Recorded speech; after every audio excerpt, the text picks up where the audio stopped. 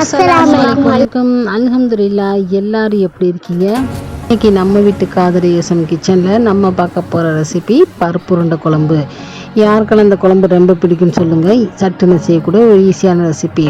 1 cup கடலைப்பருப்பு, 1/4 cup துவரம்பருப்பு, அதே அளவுக்கு பச்சை பட்டாணி, வெள்ளை சுண்டலும் எடுத்திருக்கேன். எல்லா பருப்பையும் ஒரு 3 மணி நேரம் நல்லா ஊற வச்சு எடுத்துக்கலாம். மிக்ஸி ஜாரில் 1 ஸ்பூன் சோம்பு, 1/2 ஸ்பூன் சீரகம், காஞ்ச வத்தவங்க காரத்துக்கு ஏற்ற மாதிரி தேவையான அளவு உப்பு சேர்த்து 1-2 கொரகொரப்பாக அரைச்சி எடுத்துக்கோங்க. கடாயில் நல்லெண்ணெய் சேர்த்துக்கோங்க. 5 ஸ்பூன் நல்லெண்ணெய் சேர்த்துட்டு 1 ஸ்பூன் வெந்தயம், 1 ஸ்பூன் சீரகம், ஒரு 10 பல் பூண்டு சேர்த்து நல்லா வதக்கி விட்டுருங்க. நம்ம அரைச்ச விழுதில் கொஞ்சமாக கருவேப்பிலை, கொத்தமல்லி, பெருங்காயத்தூள், உப்பும் சேர்த்துக்கோங்க. அதோட வதக்கிறதுக்கு ஒரு 200 கிராம் சின்ன வெங்காயம், 3 தக்காளி, 2 பச்சை மிளகாய் மிக்சியில் 1-2 அடிச்சுட்டு அதையும் சேர்த்து நல்லா வதக்கி விட்டுருங்க. மசாலாக்காக 1/2 ஸ்பூன் மஞ்சள் தூள், 1 ஸ்பூன் மிளகாய்த்தூள், 2 டேபிள் ஸ்பூன் மல்லித்தூள் சேர்த்துட்டு நல்லா வதக்கி விட்டுருங்க. நல்லா எண்ணெய் பிரிஞ்சதுக்கப்புறம் கழனி தண்ணி இருக்கு இல்லையா, அரிசி கழுவுன கழனி தண்ணி ஒரு 2 டம்ளர் சேர்த்துட்டு 1 டம்ளர் நார்மல் வாட்டர் சேர்த்துட்டு மசாலாக்கேற்ற உப்பு சேர்த்துக்கோங்க. நான் புளிக்குழம்பு பொடி சேர்க்க மாதிரியும் தண்ணியெல்லாம் சேர்த்ததுக்கப்புறம் இந்த ஆச்சி மசாலாவோட 10 ரூபா பாக்கெட் இருக்கு இல்லையா, அது ஃபுல்லாமே சேர்த்துருக்கேன்.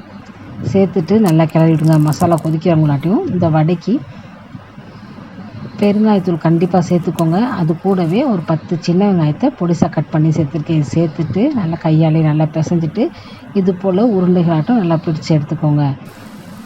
வடை மாதிரி செய்யலாம். பருப்பு உருண்டை குழம்புக்கு இது போல் உருண்டைகளாக செஞ்சு போடும்போது நல்லாவே இருக்கும். சில பேர் ஆவியில் வேக வச்சுருப்பாங்க. இந்த பருப்பு உருண்டை வந்து ஆவியில் வேக வைக்காமல் இது போல் எண்ணெயில் ஒரு 3/4 பதத்துக்கு பொரிச்சு எடுத்துக்கோங்க. ரொம்ப வேகணும் அவசியம் இல்லை. இது போல் 3/4 பதத்துக்கு வெந்தாலே போதும்.